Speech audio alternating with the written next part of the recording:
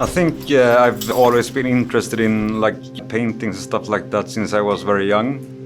And then I've started to be interested in like graffiti because one of my best friends, his older brother, were like a graffiti painter and did painting a lot. And we were like sneaking in his room when we were young, and we were really like impressed by it. I was lending his like sketchbook, took it back home, and I did like copy of everything, you know, because I opened his book and I opened my book and I just make like copy paste.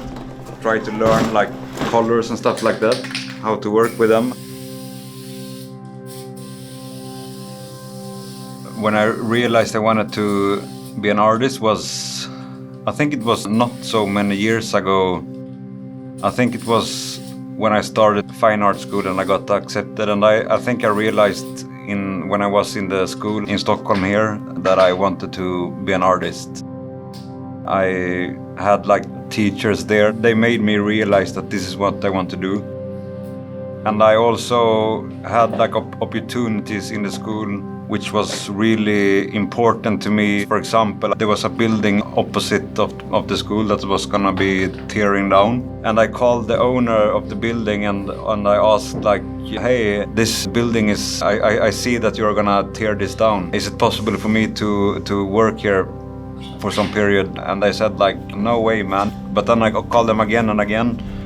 And I said like, okay, please, can I just have a meeting with you? And we had a meeting, and then they showed me the space, and then we clicked, you know. And then I got this space for 6 months, which was like 900 square meters for free. There I could feel free. I could paint on the wall, like big wall paintings, and I can try to install my canvas paintings on that wall and see how they interacted to each other. And I've never done that before. So that was a big moment for me when I realized, okay, I can actually also combine wall paintings and canvases and stuff like that. Yeah, I like to as well to surprise myself. Okay, what happens if I use like a brush that I use on the floor? What happens if I soak the canvas in water so it's totally soaked and I just paint on that canvas? What happens then when it dries? I can just sit on a chair and watch my own painting paint itself.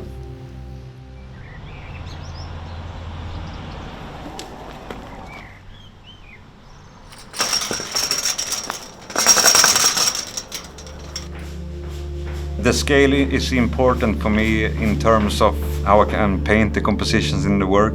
And I feel like when I work in this big size works, it's really nice to paint them because I can move freely within the canvas.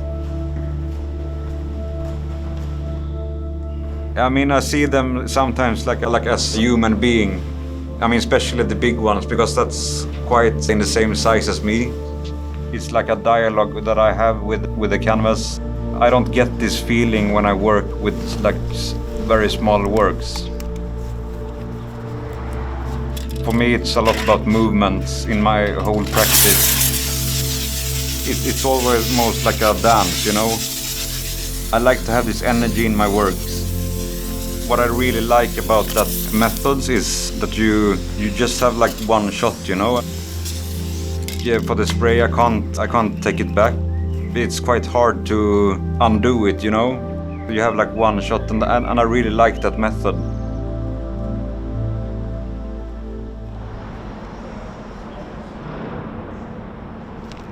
What I really try to achieve is to surprise myself, and also this surprisement gives me like energy in my work.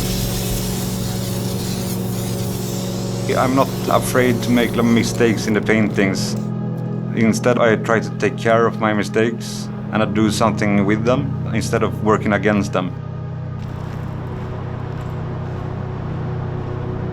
I usually can feel quite directly when I start a painting if this is gonna be something to work further on or if this is gonna be to the trash.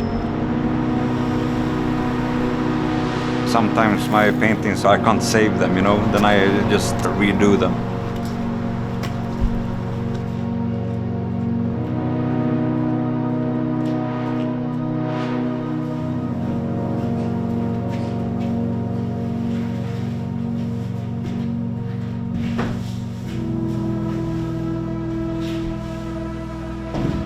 it's important for me to feel my own works in that kind of way that I feel this energy and vibrance, I would say, in terms of colors and composition. Because as I refer to music, it's almost like a bass or something. I want to feel this like, you know, or like a heart or whatever, you know.